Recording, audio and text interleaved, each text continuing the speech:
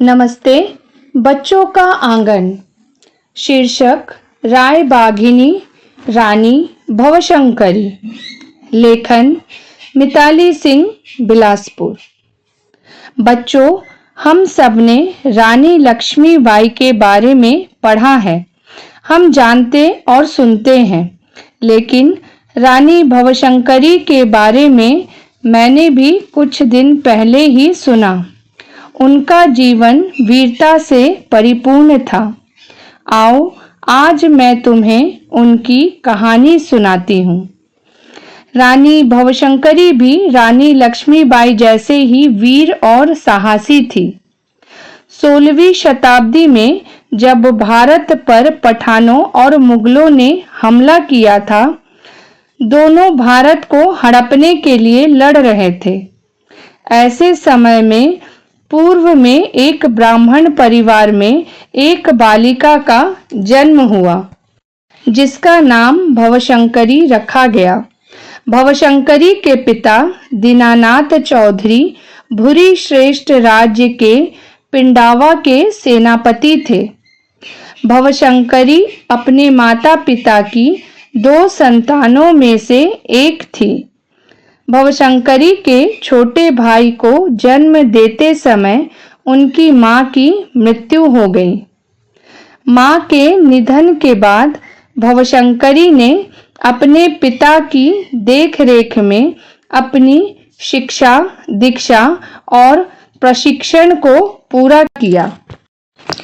आगे चलकर भवशंकरी का विवाह भूरी श्रेष्ठ, जिसे भूरसूट भी कहा जाता है, के राजा रुद्र नारायण के साथ हुआ। भवशंकरी देवी चंडी की अनन्य भक्त थी। कहा जाता है कि भवशंकरी की कठोर तपस्या से प्रसन्न होकर देवी ने उसे युद्ध में कभी न हारने का वरदान दिया था और एक तलवार भी भेंट में भवशंकरी को मिली थी। कुछ समय बाद रानी ने एक पुत्र को जन्म दिया, जिसका नाम प्रताप नारायण रखा। पुत्र के 5 वर्ष के होने पर उनके पति रुद्र नारायण का देहांत हो गया। बच्चे की अल्प आयु होने के कारण राजपाट भवशंकरी को ही संभालना पड़ा। उधर उस्मान खां के नेतृत्व में पठानों को भूरी श्रेष्ठ पर कब्जा करने का यही समय उपयुक्त लगा। एक कम उम्र के राजा और दुखी विधवा रानी द्वारा शासित राज्य को हथियाना उसे आसान लग रहा था। उस्मान ने भूरी श्रेष्ठ के सेनापति चतुर्भुज चक्रवर्ती को लालच देकर अपनी ओर मिला लिया, जिसने यह जानकारी दी थी कि रानी अपने पुत्र के साथ प्रतिदिन पूजा करने कष्ट संग्रह के शिव मंदिर में जाती है। रानी के साथ उनकी चुनी हुई महिला अंगरक्षक होती थी। भवशंकरी को यह आभास था कि पठान कभी भी उन पर हमला कर सकते हैं, इसीलिए वे पूजा के समय भी युद्ध कवच पोशाक के अंदर पहनती थी।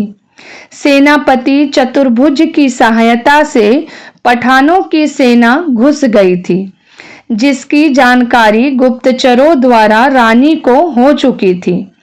रानी ने भी अपनी 200 महिला सैनिकों को मंदिर के आसपास के क्षेत्र में फैला दिया था।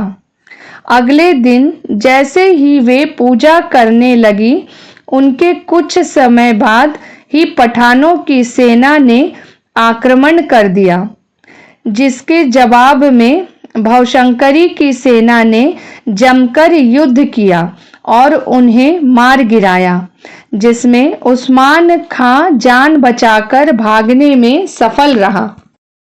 कुछ समय पश्चात रानी के राज्य अभिषेक के समय दोबारा उस्मान खान ने हमले की साजिश रची और अपनी सेना को बसूरी की जंगलों में फैला दिया।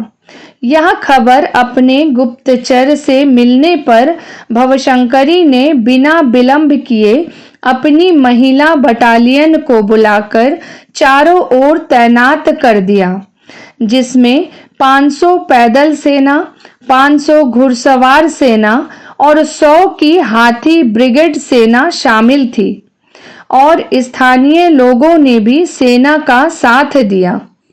जैसे ही पठान की सेना वहां पहुंची, वह तीनों ओर से खाइयों से घिरे स्थान पर भूरी श्रेष्ठ की सेना से घिर गई। भीषण युद्ध हुआ। भवशंकरी हाथी पर सवार होकर पठानों का संहार कर रही थी। देखते ही देखते पठानों की सेना समाप्त होती जा रही थी। घायल और हारा हुआ उस्मान खां मैदान छोड़कर वेश बदलकर फकीर बनकर उड़ीसा की ओर भाग पड़ा। इसके बाद वह कभी लौटकर बंगाल नहीं आया। इतिहास में यह युद्ध बसूरी के युद्ध के नाम से प्रसिद्ध है। इस युद्ध की सूचना जब मुगल शासक अकबर तक पहुंची, तो उसने रानी भवशंकरी को राय बाघिनी रॉयल टाइगर्स की उपाधि दी। पुत्र के बड़े होने पर राजपाट उसे सौंपकर उन्होंने आध्यात्मिक जीवन को अपना लिया और काशी को प्रस्थान की। वे एक साहसी महिला थी।